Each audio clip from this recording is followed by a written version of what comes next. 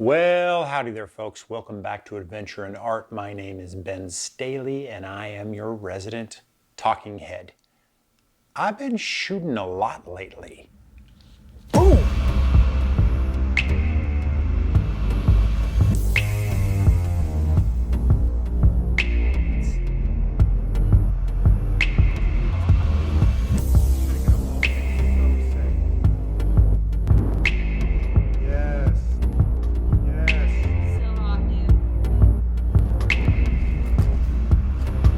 Take a half a step.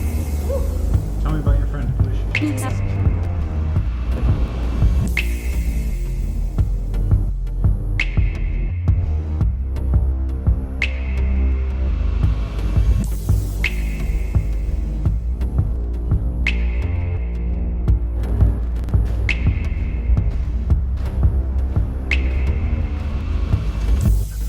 So here we are in my living room on the couch. What do you guys think of this talking head setup? Like sometimes I'll just set up like deeper in the room and have like a soft focus background, but I kind of like the idea of just plopping down on my couch. I got a nice big window here and there's light coming in and it just works. I don't have to do much. Am I phoning it in too much? Just sitting on my freaking couch talking to the camera? Making these YouTube videos, this talking to the camera part is my least favorite part. I actually enjoy the editing. I really love when I go out and I'm shooting things and filming things. When I have to sit in my house and talk on camera or talk on camera anywhere, I'm not so keen on it. And it's the thing that I dread the most. Okay, let me get my phone. Let's stay on track. This is gonna be, there's gonna be a big chunk of this that's a Q&A, and I reached out and a bunch of you guys left questions on the internet, and thank you for that. Mostly I want to kind of give you a little update, share a few things that are cool that are going on, share a little insight in my life as an artist. Yeah, that's what's going on. Let's see, what is up first? I have been shooting a lot. Some of that stuff you saw in the pre-roll is going to be in videos. Some of it is not. I went out, shoot, what's today? Today I'm filming this, it's Monday.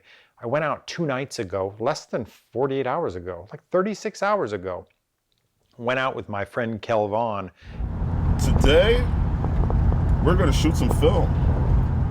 We drove all over Los Angeles trying to find a spot to shoot the sunset, and then I'm probably giving this away because I think that might be a video. But anyways, it's something totally different. Shot some film, it was cool. A couple nights before that, like 4 or 5 days ago, I did an adventure out to the desert, the Antelope Valley, which is kind of part of the Mojave Desert.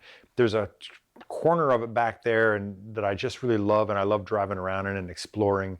And I busted out the old M6 for the first time in like, shoot, almost maybe more than 6 months. I haven't been using that camera. I haven't been shooting any film. Film's just getting so damn expensive, it pisses me off. I'm like, why am I doing this?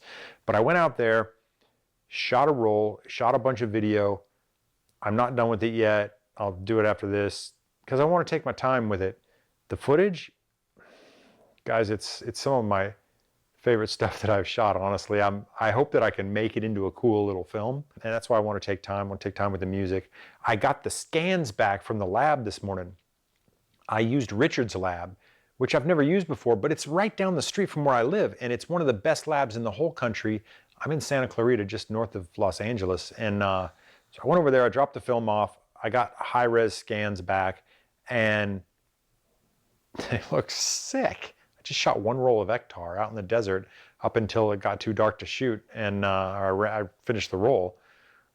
So that video is coming up. At the end of this, at the end of the Q&A, I'm gonna put in a little teaser of that video. So if you stay till the end, you can see it, and then it's coming up in like a week or something. So you can see it then. But I hope you stay till the end. I hope you always stay till the end. What else have I been doing? I'm glad I wrote this down. Shooting a lot of people. I have one of my good buddies that I talk to every couple days, honestly, is this guy named Milo.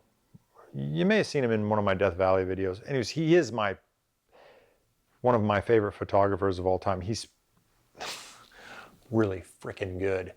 And he's gone deep down the rabbit hole of, making prints and selling prints. So he's been kind of educating me and introduced me to some people who were making his prints, who are some of the best printmakers in the country. And so I'm starting that. I'm going to start getting serious about my work and about printing it and framing it and just taking some of my very famous, not famous, favorite images and giving them the best print treatment that I possibly can do. And it's kind of daunting. It's intimidating. There's a lot to learn.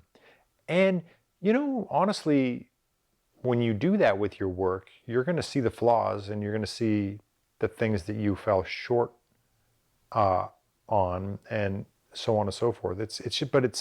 I spend so much time and effort doing photography, shooting film, shooting digital. It's time to go down that rabbit hole. That's coming up. I may share some of that journey with you guys. I probably will, because maybe you'll learn while I'm learning. I don't know what's going to be possible or what I'll have the bandwidth to do. Primarily, I'm educating myself. If I can share some of that with you guys, I'm going to do that coming up. I'm most interested in that. I'm going to say this here, and I'm only going to say one sentence. I'm also in the pre-stages of trying to mock up a zine, and I have a concept finally. I've been wanting to do this for years. This is more than a sentence. Crap. I have a concept. I love the concept. Finally arrived at it. This is maybe something I could maybe produce something twice a year. A twice yearly zine with a collection of some of my work and maybe some of my friends' work. I think that'd be badass. Can I pull that off? TBD. But I'm leaning into that. That's what I've been doing. I have time to do this because I'm actually not working and making any money right now. I mean, occasionally I'll do a shoot for money, but I have free time, so I'm trying to use that time wisely.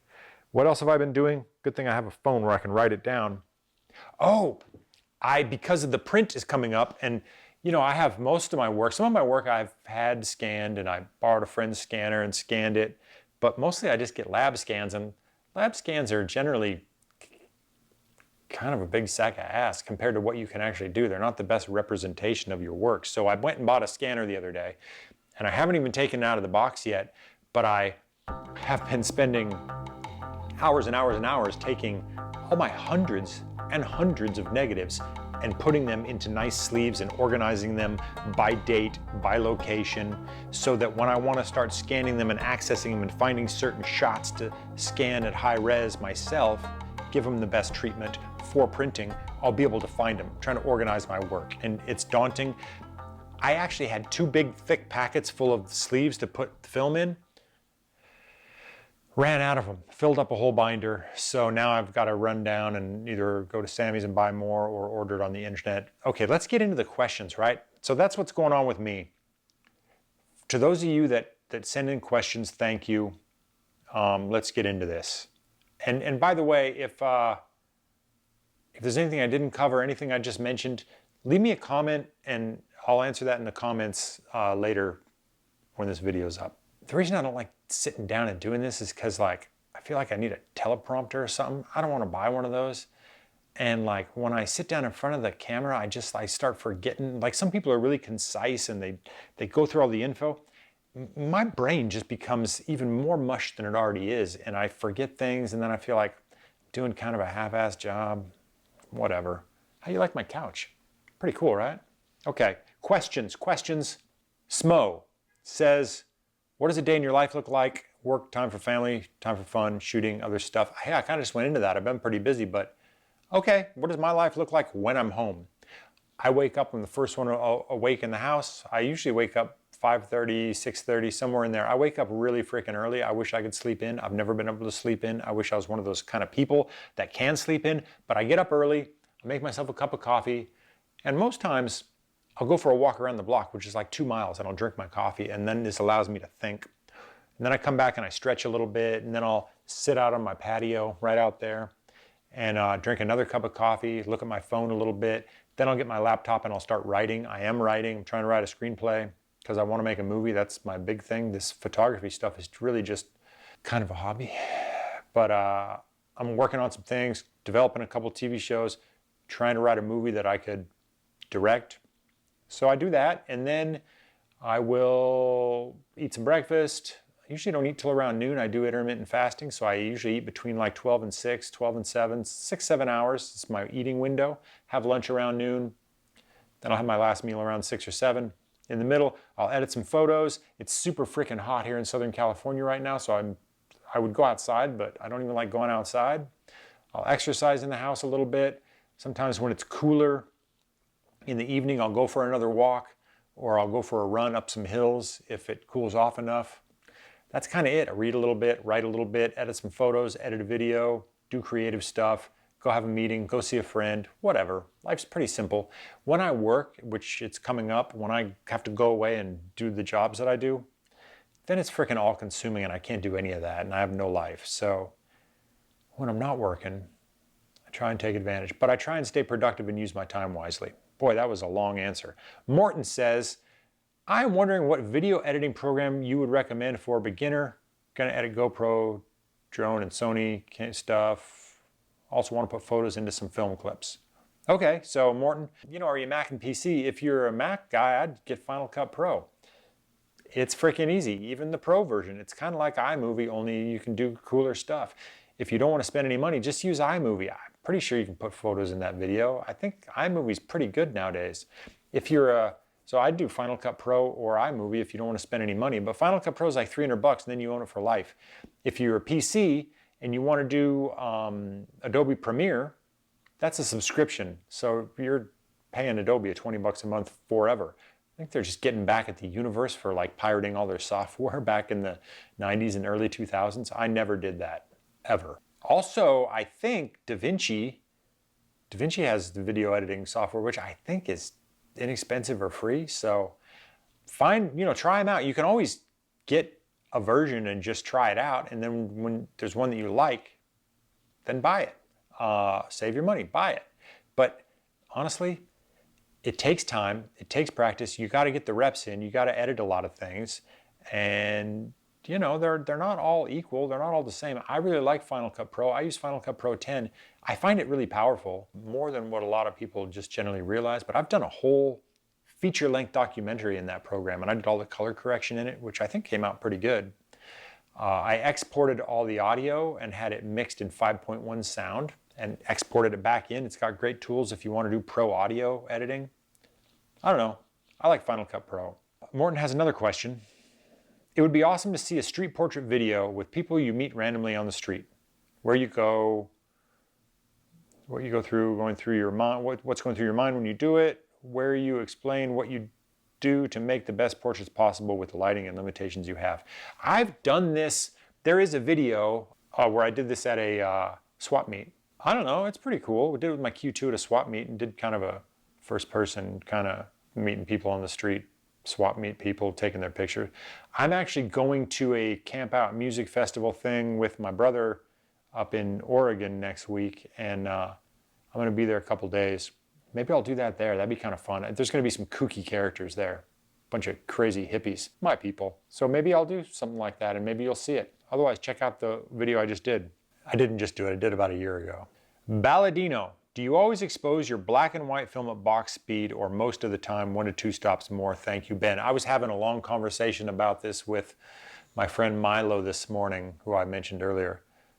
Actually, Milo was schooling me. It wasn't really a conversation. I was listening to Milo. He's really smart. I generally set the meter, if I'm not having any filters on, like a red filter or anything, I put the meter at box speed, but I pay attention to what I'm shooting. If there's a lot of highlights, I'll bump it up a little bit because the meter will obviously tell me to expose darker, but maybe I don't want to. If I'm doing a landscape, I generally take a reading from the sky. I'll take a reading from the ground. I kind of see what the difference is, figure out, do I want to see more detail in the shadows or more in the highlights? How do I want to do this? And I'm doing that calculation in my head. What I'm trying to get to, where Milo's at, is just actually doing this by using the zone system and being a little more scientific about it and a little smarter.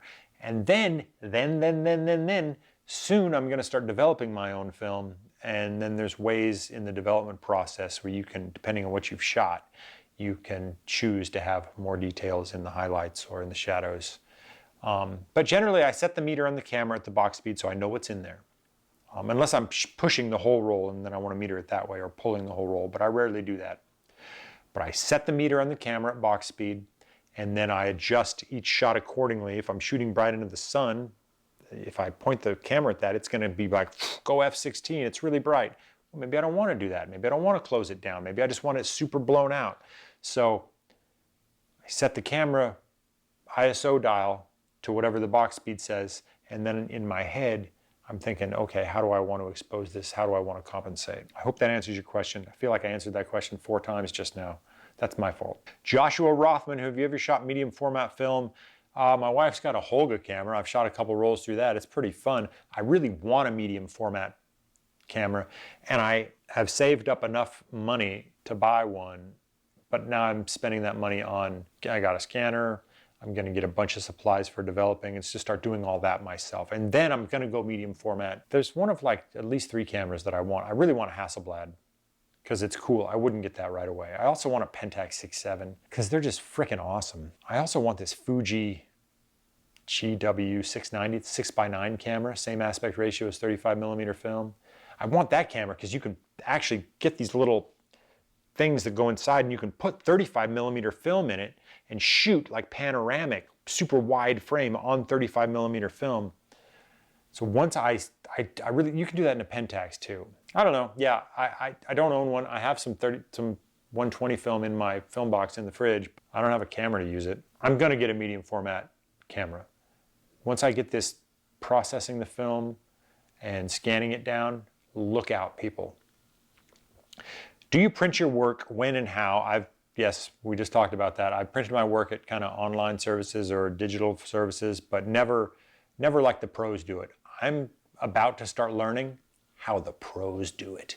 And I'm freaking scared and excited. It's expensive and not really selling my work. So it's right now, I'm just gonna pick a few select images, have them printed, have them realized on paper in their, as good as they could possibly ever be, and just see what that looks like. I want to know what the possibilities are. So I'm investing in my future in that way. In the future, I would like to be actually selling more prints and making a little more money off my art. I think that'd be cool, and having it, pay for itself a little more. But I want to do that. I've done it in the past a little bit, but I knew I wasn't really doing it at the highest level, so I didn't charge a lot. I really just want to do it as good as I can do it or not do it. Robin Schock, feel free to answer as many or as little as you want. What the hell, Robin? You put down like 6 questions. Fine. What's your consumption creation ratio look like? Consumption referring to social media, film, books, etc. I'm on my phone too much. I'm gonna sit back and relax for these questions, Robin. I'm on my frickin' phone too much, I'll tell you that. I don't like that. I don't like that I am kind of addicted to my phone like most people. So I consume that the most. I watch some YouTube videos. I watch some shows on like Netflix and HBO Max and stuff. What I do a lot of times if I wake up really early, and I do this 2 or 3 times a week, is I'll just make a cup of coffee and watch a movie. Because I'm up early and like I feel like if I can get a movie in before 8 in the morning, that's cool. And I keep a log of all the movies that I've watched, and I'm studying films because I'm really pushing towards directing a film, and I've wanted to do that my whole life. So there are a whole bunch of films that I'm never going to see in my lifetime because there just ain't enough time. So I have all these streaming services. I have the Criterion channel, have HBO, have Amazon, have Netflix. So I have a list of movies that I'm wanting to watch, and if I have time in the morning, I'll sit down and watch a movie. Like if I can find one that's only an hour and a half, 2 hours long. And I read in the evening. I try and read every day. I need to read more. Typically by the time I read in bed before I go to bed. I'll put the phone down, try and read a few chapters. And I go back and forth between fiction and nonfiction or historical or whatever. I just finished a book about the relocation of the wolves in Yellowstone National Park. Now I'm reading a fiction, like kind of a thriller fiction book. So I go back and forth. I'll read like fiction, nonfiction. How do you navigate creative burnout? I don't really get creative burnout. I get burnout on jobs. I guess my work is creative, and I just get burnout on the job because they're a grind, and being, like if I'm doing a TV show like Deadliest Catch, I just get burned out, man. It's like exhausting. It's physically hard. It's mentally very hard. And a lot of the work I do is like in remote places, in kind of intense situations. So that burns me out. Like I need a break from the work when I come home, but I don't ever get burned out on the creativity because I do so many things. Like a couple weeks ago, I photographed like 6 or 7 people in the space of like 10 days. And I was like, oh, I've done that a lot. So then I just didn't shoot anybody for like a couple weeks, and I wrote a lot and I edited some video and I just did other things. I just switch gears. I'm always doing different creative things, and if I'm doing one thing a lot and I just get kind of tired of it, I just switch it and I'll do more of another thing. But I have to be creative all the time. I don't get burned out. I just channel that energy elsewhere. You are friends with heavy-hitting writers Dwight Blevins. Do you write at all? If so, would you publish any of it?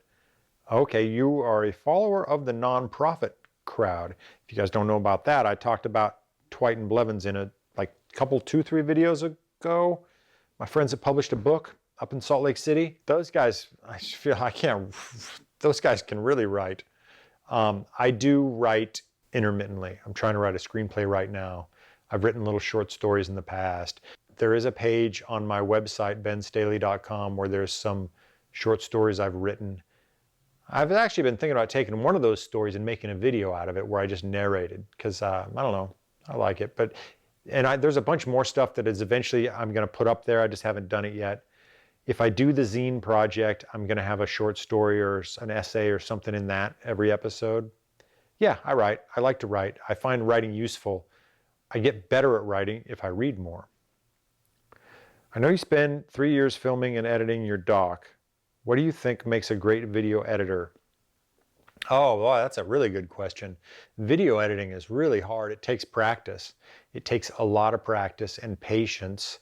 You've got to have this ability to see possibilities and to understand. Oftentimes the best things and the best moments are created, or they're a combination of different moments. And you've got to be able to kind of see that and see the possibility and think, okay, I can take this movement and that movement and juxtapose these images together, and it will tell a story in a deeper way. That's video editing.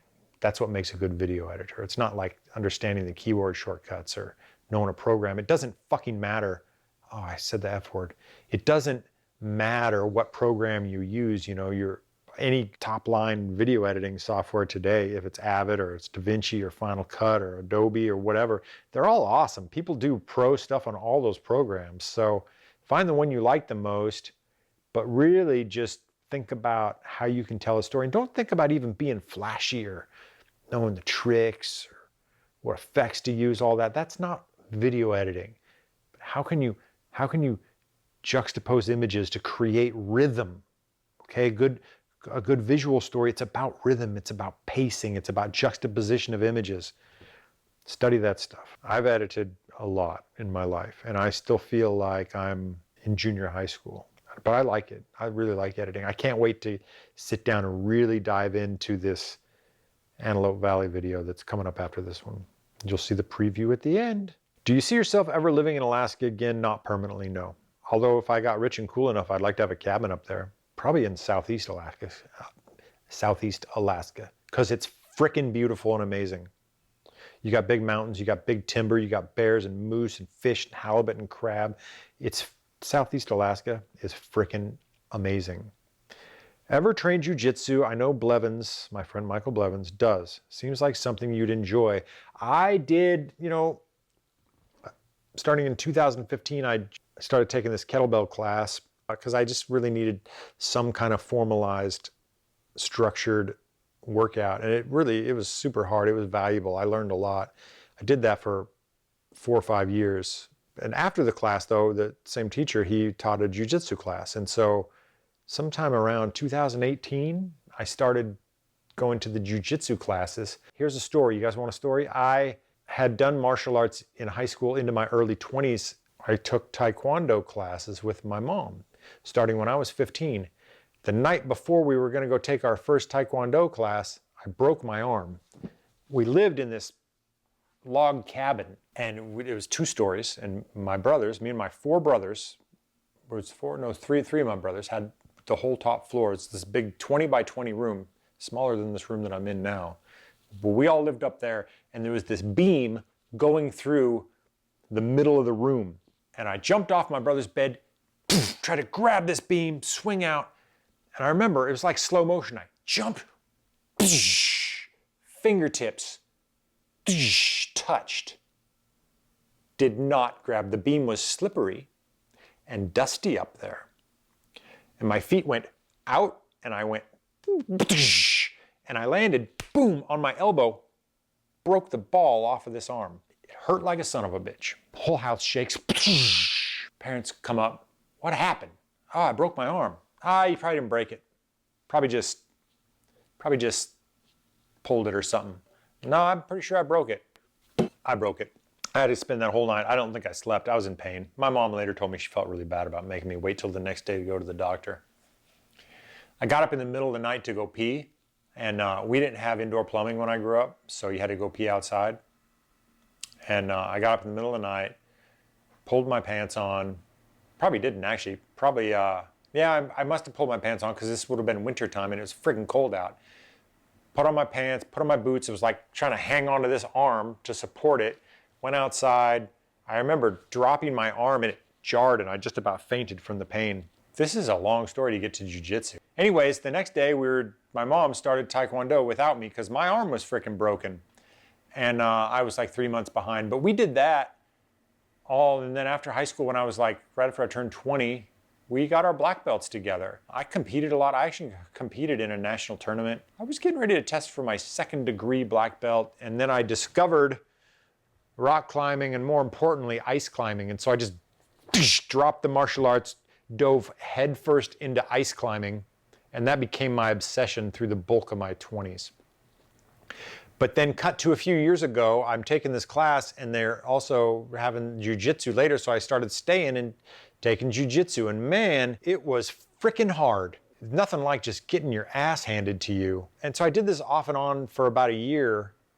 It was really hard because I go away, like I've mentioned, I go away on jobs and I'm not, then you can't train, and then you come back and everybody's a little better and they kick your ass even more. But I really liked jiu-jitsu and I want to get back to it. I need to find a place where I can actually do jiu-jitsu. I'd like to. You guys want to hear another story? I'm not going to give you the gory details, but I was on a job up in Idaho and we were staying way up in the mountains in this cabin, and we came and I was filming this guy who's like a backcountry mountain man, doing a documentary series about him. We left the mountains. We went down to the little town that was down below and stayed at one of his friend's house for the night to do some stuff. I'm sleeping on the couch in his friend's house. This is 3 years ago? It was about 3 years ago, 2019, springtime. This guy comes in, one of their friends, and he'd been staying there in a different room. This guy comes in the middle of the night, attacked me. It's a dark room. All of a sudden, things get weird with this guy, and he starts coming at me, throwing haymakers, punches, everything, pushing me. I'm a pretty big guy. He wasn't as big as me, but I'm in a strange house. It's pitch black. There's a little bit of light coming through the window, but everybody's sleeping. It's the middle of the night. He's coming at me. I kind of put him on the ground, and I'm like, told him very aggressively, hey, let's not do this. I'm like, are you cool? Can I let you up? And he was like, okay. And I let him up and he came at me again. Just tackled me, throwing punches. And I'm like, okay, fine. I never struck the guy. I don't want to fight. I don't want to fight anybody. I want to run away. I will avoid a fight at all costs. But I know how to do it. I don't know jiu-jitsu very well, but I did learn how to do a rear naked choke. Yeah, I maneuvered this guy around and I put him in a rear naked choke, and within about 6 seconds, he was tapping. And I said, I didn't say anything actually. I just went, no, dude, you had your chance. I offered you a chance to quit about 2 minutes ago. So I put him to sleep. And then I woke up the people whose house it was. Well, this guy was, I think, whacked out on drugs. He's still pretty upset, and it was still kind of a scene. But I was able to use the jiu-jitsu I learned and render this guy unconscious in less than 10 seconds. And that felt kind of like a superpower. I don't know if I could do that now. I haven't trained jiu-jitsu since then, but I want to do more jiu-jitsu. Thanks for the question, but I don't want to get any more fights. I just want to train. What is the best way you have found to locate models for your YouTube sessions? Hey, I made a whole video about this, ding, which I reference all the time, but when I tell the story of my studio and how I started doing portraits of people and shooting models and shooting actors and things, you can watch that video and it'll tell you exactly what I did. You want the spoiler alert? You want it in the Reader's Digest version? I mean, I just started shooting my friends and taking better and better pictures. And I live in Southern California, so there's a lot of actors and beautiful people. I don't even like shooting beautiful people the most. I like shooting like real people in all these rugged places that I go. That's my favorite thing. But here in Southern California, there's a lot of models and beautiful people, so I shoot those kind of people a lot. But shoot people you know. Shoot your grandma, shoot your sister, shoot your uncle, shoot that crazy guy Larry that works at the coffee shop. Just ask him, and then you'll start taking better and better pictures. And then if you see somebody, maybe they're more like who you want to shoot, just ask him. And now you've got a collection of work. You can say, like, this is what I do. Can I take your picture? The bar's a little higher if someone's a professional model or something, but you've got to have a body of work to show them. And then you got to ask them, and you got to be respectful, and you got to deal with them in a professional manner, but be cool. Don't be creepy. Yeah, taking pictures is fun. Find people to take pictures of. Did I answer that question? And by the way, I don't try and locate models for my YouTube sessions. I just started like filming what I'm doing all the time. I've been doing kind of what you guys see on this channel. Everything that you see that I do when it's a photo shoot, I've been doing that for years. I just started during the pandemic actually filming this stuff. Want to know more about your lighting setup? Mark Cisco says. Okay, Mark, I'm not going to get into that here. In like 2 or 3 videos from now, I'm going to do a whole video about my lighting setup using a strobe with my Leica Q2, all that stuff, all that business. So, because people keep asking and I should just talk about it. I'm doing it enough. So we're going to get into that. Thomas McQuinty, this is the last question. Who are the photographers that inspired you? I mean, Thomas, this is epic. Inspiration is epic. I'm going to name 3 photographers. One of my favorite all-time photographers is Gordon Parks, who just did frickin' everything. And mostly because, and I was kind of aware of Gordon Parks. He's a giant in photography, but I was at the Getty a couple years ago, the Getty Museum here in LA, and they had a Gordon Parks exhibition, and they had like rooms full of his stuff, and they had contact sheets, and they focused on this story that he did. It was Peru or Brazil, where he was like documenting this poor family. He would go down there and live with his family and take all these pictures, and just stunning, amazing, deep documentary photography work. But he also did like commercial photography. I think he shot models, and he just did such a wide, varied, amazing, incredible career. If you don't know who Gordon Parks is, look up Gordon Parks. Who else do I like? I'm not so much into like fashion photography or stuff, but I just freaking love Peter Lindbergh. I just love everything about what he did, how he did it, his shots, his lighting, the whole thing that he did. Peter Lindbergh in the 90s, and just his big black cove that he would, the Lindbergh that he would make to harness the light. Just look at anything from Peter Lindbergh. What a master. So great. My favorite, by far my favorite photographer ever to shoot people, I think, for me. And not just because he shot all the beautiful people, but the way he photographed them. And he would, shoot people in a very raw way. They just don't, his photographs don't seem real. They're not overly produced, or they just have this raw documentary feel, and they're just amazing. Contemporary, like modern photographers, there's quite a few people, but you know who I like the most and who I think about all the time is Bastien Woot. Woot? I'll put links to all these people down below. Bastien is Danish, I think. He's from one of those Norwegian countries. Anyways, his work it's at once very contemporary but timeless. You can tell he's studied all the old masters, and like he does really cool stuff with geometric shapes and circles and form, and he's got really cool documentary work too, where he had a collection of work where he traveled through Nepal on foot and photographed some of the Sherpa people and some mountains and things, and then he photographs beautiful people in a studio, and just all of his work is instantly recognizable, like Peter Lindbergh's. That's what I appreciate about an artist. Where right away you hear the tone of Slash's guitar, you recognize it. You see a Peter Lindbergh photo, you're going to recognize it. You see Bastien Woots, I hope I'm saying his name right, you're going to recognize it. Yeah, that's what I got. What else? That's it. That's all the questions. That's all the questions. I always say this, just please do me a favor and just give me a little like and a thumbs up and a subscribe if you haven't, and maybe leave a comment and help with this freaking algorithm. I don't really do the YouTube-y kind of videos, and so anything you guys do to help get the word out, it helps the channel. It helps me out, because I want to keep doing this, but I want it to make sense. Thank you for just watching. If you wouldn't mind helping me out in that area, it'd be wonderful. Cool stuff coming. That's all. I've been sitting here for like a half an hour, maybe longer, We're about to find out when I have to edit this thing how long I was talking. Yeah, I think I was talking for 35 minutes maybe, or 40 minutes. I don't know. Jeez, you're watching this still? What are you doing? Let's roll out on a preview of the next video. And I haven't really done one that looks like this before. I'm stoked about it. I hope you come back and watch it in a week.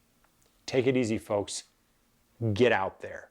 Roll the teaser.